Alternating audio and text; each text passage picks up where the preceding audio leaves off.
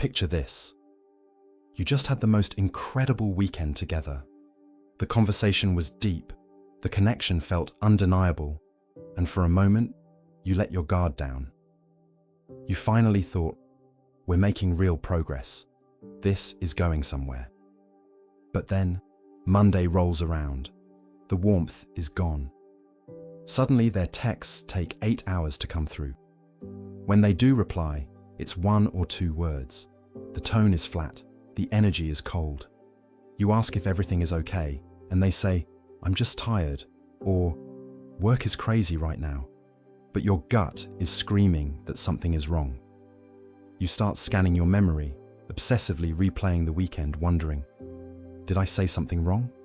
Did I come on too strong? Are they losing interest? The whiplash is emotionally exhausting.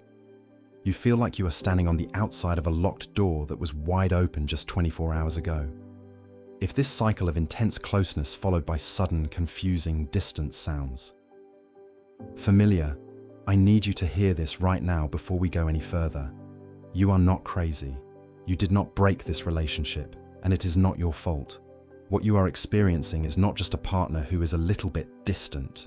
You are witnessing a subconscious survival mechanism in real time. Welcome to Relationship Blueprint. We break down the complex psychology of love and human connection so you can stop running in circles, heal your core wounds, and build the relationships you actually deserve. We focus on evidence-based tools and, above all, self-work, because the only person you can truly control in this life is yourself. If you are tired of the emotional roller coaster and ready to find your balance, make sure to subscribe. Also, check the top link in the description to take our free attachment style quiz to find out exactly what's driving your relationship patterns. Let's dive in. The psychology. To understand why your partner suddenly turned into a stranger, we have to look beneath the surface of their behavior and look directly at their nervous system. In the world of attachment theory, there is a specific pattern of relating to others known as the dismissive-avoidant attachment style. Now, it is incredibly important that we do not use this term as a weapon or a diagnostic label to call someone toxic. Attachment styles are not personality disorders, they are adaptations. They are deep, subconscious survival strategies that we develop in childhood to keep ourselves safe.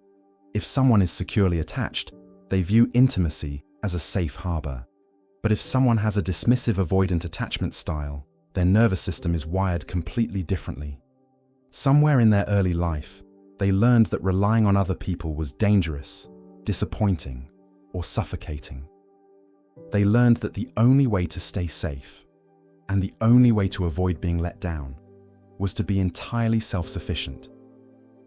For the dismissive-avoidant, independence is not just a preference, it is a biological imperative.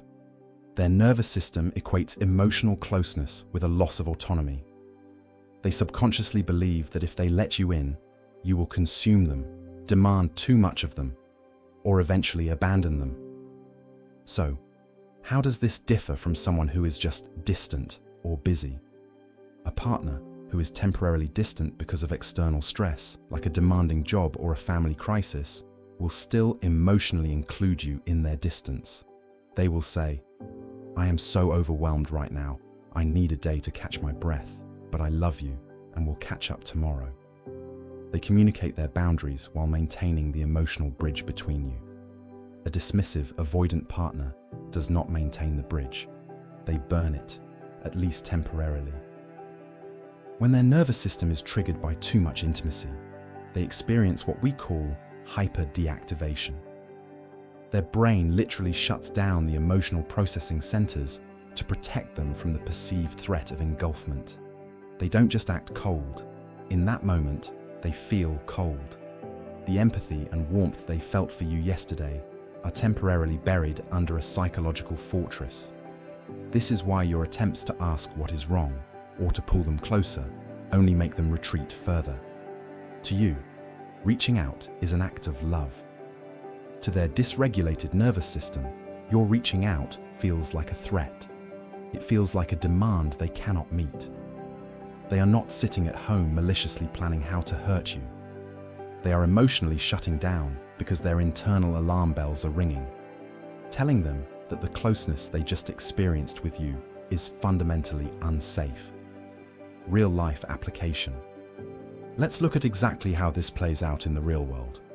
We'll explore two distinct examples, starting with the most confusing one of all, the vulnerability hangover. Imagine a couple. Let's call them Sarah and Mark. Sarah and Mark go away for a weekend cabin trip. The trip is flawless. Mark opens up about his childhood. They stay up late talking about their future, and the physical and emotional intimacy is at an all-time high. Sarah goes to sleep feeling incredibly secure, thinking they have finally crossed a major threshold in their relationship. But when they drive home on Sunday, Mark is unusually quiet. By Tuesday, Mark has completely buried himself in work. When Sarah texts him a sweet inside joke from the trip, Mark replies hours later with a simple, "Haha, busy day." Sarah is panicked. She pushes for reassurance, asking, "Are we okay?"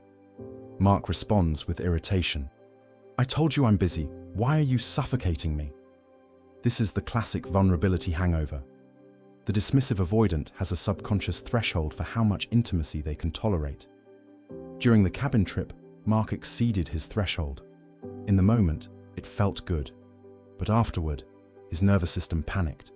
It registered the extreme closeness as a loss of independence.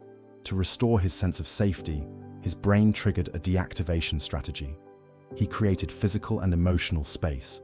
He became hyper-focused on work, minimized their connection, and actively framed Sarah's bid for connection as suffocating to justify his need for distance.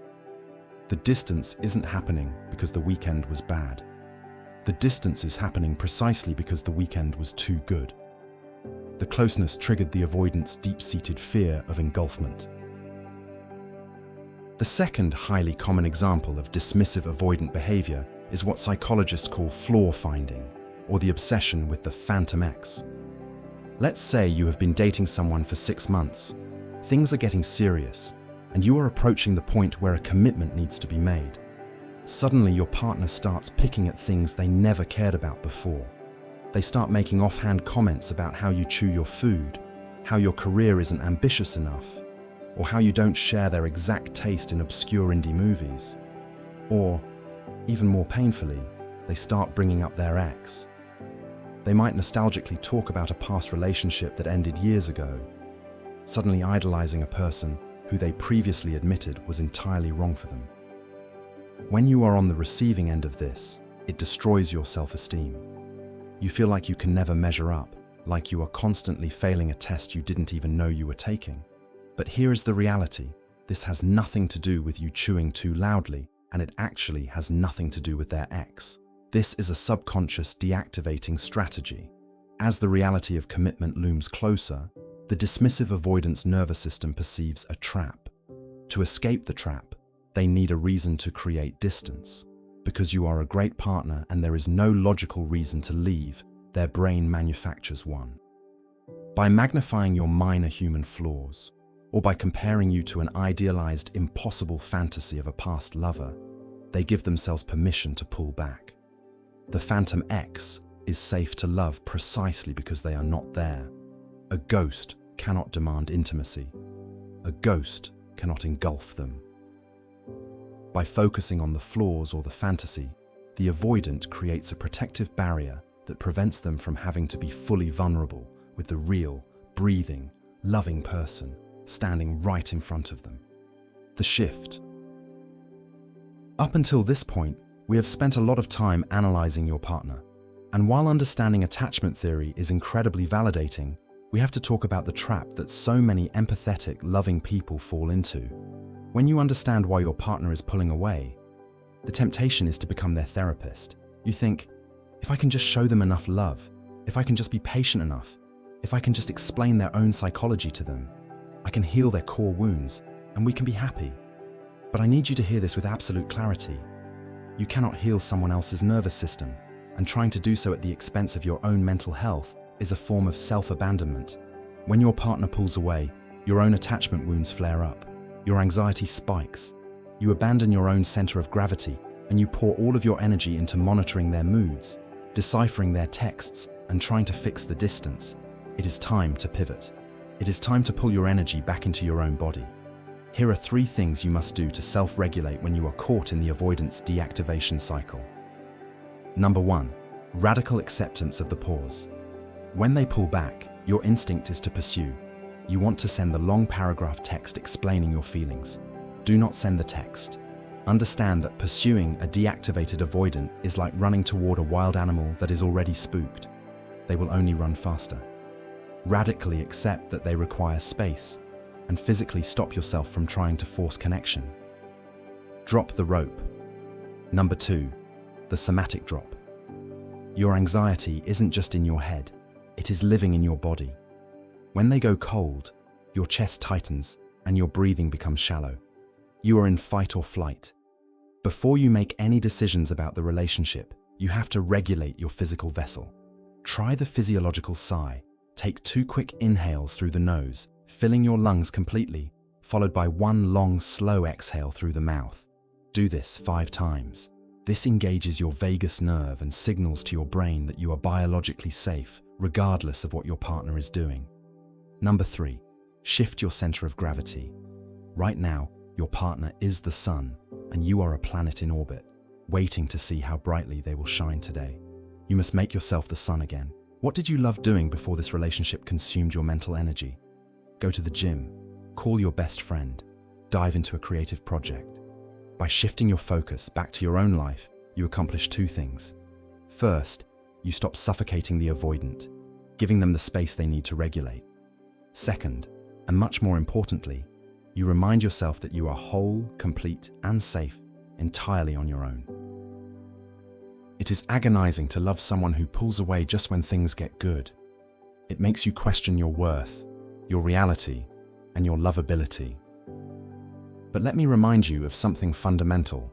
Their inability to hold space for intimacy is a reflection of their childhood adaptations, not a reflection of your worthiness. You are worthy of a love that stays. You are worthy of consistency. You are worthy of a partner who does not view your affection as a threat.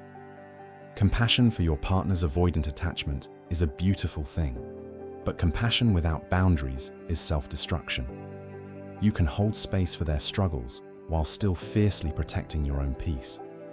Do not shrink yourself, and do not silence your needs just to keep someone comfortable in their avoidance. Your job is not to fix them.